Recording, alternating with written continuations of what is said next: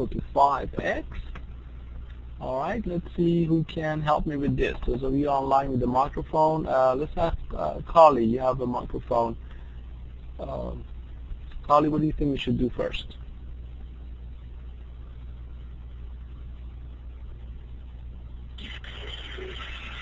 Don't you have to, like, factor or something? Like, can you factor out an x somehow?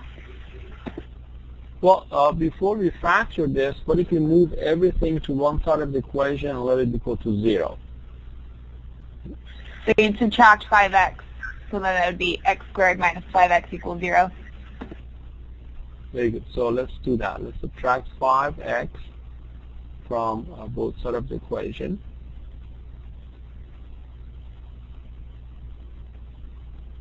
So we get x squared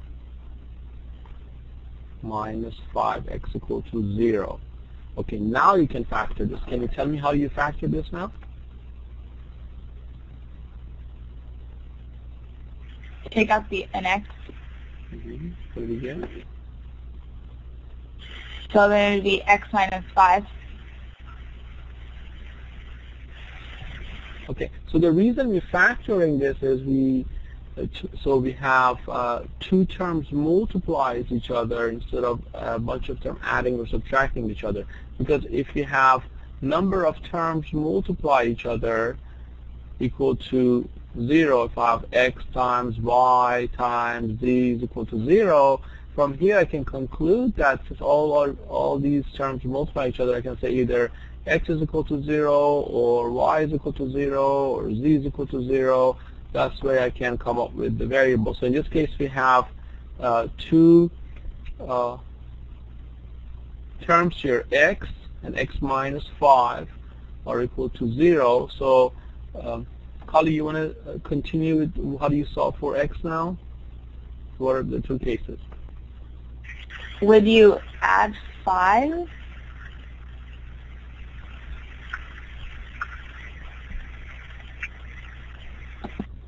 Well, let's tell me what do we get out of this? What are the terms would be equal to 0?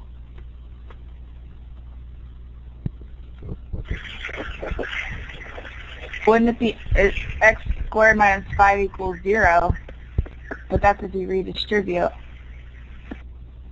Okay, yeah, we start with x squared minus 5, x equals to 0, then we factor the x out. Remember, once we factor around, then the next step would be, say, either x is equal to 0, or the second term is equal to 0, or the third term is equal to 0. So in this case, we have two cases, right?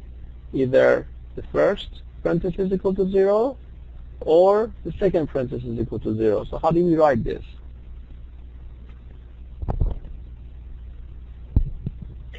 X minus 5 equals 0? I'm not sure. Okay, you're on the right track. Sunith, you want to tell me how do you write this?